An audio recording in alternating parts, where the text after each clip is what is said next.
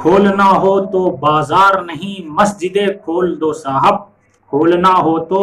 بازار نہیں مسجدیں کھول دو صاحب، ہمیں عید نہیں ہمیں تو اپنے ناراض رب کو منانا ہے۔ جب ہماری مسجدیں بند ہو، جب ہمارے مدرسے بند ہو، جب ہم تراویح مسجدوں میں نہ جا کر پڑھ پاتے ہو، جب ہم ختم قرآن نہ پڑھ پاتے ہو، جب ہم افطار کی دعوت نہ کر پاتے ہو، جب ہم ایک دوسرے کے ساتھ بیٹھ کر عبادت نہ کر پاتے ہو، پھر ایسے میں ہم بازار جا کر نئے نئے کپڑے لے کر شاپنگ کر کے نئے نئے چپل جوتے مٹھائیاں لے کر کیا کریں گے؟ ہمیں تو پہلے اپنے ناراض رب کو منانا ہے۔ اس لیے کہ عید اور خوشی کا مطلب کیا ہے؟ اس کا مطلب یہ ہے کہ جو ہم نے اس پاک مہینے میں پوری طریقے سے عبادت کی، مسجدوں میں جا کر اللہ کی عبادت کی، ختم تراویح پڑھی، پوری قرآن پاک سنی، اور اس کے بعد جو ہے لوگوں کے ساتھ افطار کی، لوگوں کو افطار کی دعوت دی، ایک ساتھ بیٹھ کر عبادت کی، لیکن جب ہماری مسجدیں بند ہو، جب ہمارے افطار کی دعوت بند ہو، جب ہم ایک ساتھ بیٹھ کر عبادت نہ کر پاتے ہو، جب ہم جمعہ مسجدوں میں نہ پڑھ پاتے ہو، جب ہم قرآن پاک اس مبارک مہینے میں جو سال میں ایک مرتبہ موقع آتا ہے وہ سن نہ پاتے ہو، پھر ایسے میں شاپنگ کرنا یہ کہیں سے بھی درست نہیں لگتا۔ بلکہ اصل خوشی، اصل لذت یہ ہے کہ جو ہم پورے مہینے میں عبادت کرتے ہیں اور اس مہینے کا احترام کرتے ہوئے، تراویح پڑھتے ہوئے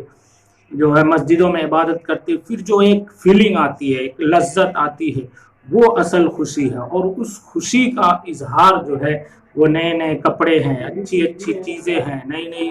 جو ہے چپل جوتے ہیں، اچھے اچھے کھانے سیویاں ہیں، یہ چیزیں خوشی کا اظہار ہے۔ اصل خوشی کیا ہے؟ اصل خوشی یہ ہے کہ جو اللہ نے ہمیں نعمت عطا کی اس کو مکمل طریقے سے ہم نے ادا کیا، پھر وہ خوشی ملتی ہے، تب ہم اظہار کرتے ہیں۔ لیکن جب یہ تمام چیزیں ہی بند ہو پھر اس خوشی کا کوئی مطلب نہیں۔ دوسری بات، جب ہمارا ملک، ہمارا عزیز وطن جو ہے ایک ہماری بیماری میں پھنسا ہوا ہو، ایسے میں ہم شاپنگ کریں، ہمیں یہ ضروری نہیں ہے۔ اور یہ تمام مسلمان اس بات کو کھلم طور پہ کہہ سکتے ہیں کہ ہمیں دیش ہت میں بازار کرنا، شاپنگ کرنا ہمیں یہ منظور نہیں ہے، بلکہ ہم دیش کے ساتھ کھڑے ہیں اور ہم اس عید میں اس طریقے سے اور چیزوں کو چھوڑے ہیں، شاپنگ کو بھی چھوڑ دیں گے اس دیش کے لیے۔ اس لیے بھی یہ چیز ضروری ہے کہ اس کے نقصانات بھی بہت ہیں۔ سب سے پہلے نقصان تو یہ ہے کہ میڈیا کھڑا ہوا ہے، وہ اس طاق میں لگا ہوا ہے کہ کچھ بھی ہو، تھوڑی سی بھی غلطی ہو، اس لیے کہ اس کے تمام ٹاپک ختم ہو چکے ہیں، تبلیغی جماعت کے سارے ٹاپک ختم ہو چکے ہیں، اب صرف وہ طاق میں ہے کہ اگر کچھ بھی غلطی ہوتی ہے تو سارا ٹھکرا اس کے سر پہ پھوڑ دیا جائے۔ یہ پہلا نقصان ہے۔ دوسرا نقصان یہ ہے کہ پتہ نہیں یہ لاک ڈاؤن کب کھلے گا، تو آپ کے پاس ابھی جو پیسہ ہے اگر آپ دوسری چیزوں میں ختم کر دیتے ہیں، پھر اس وقت اگر مصیبت آئی تو آپ کیا کریں گے؟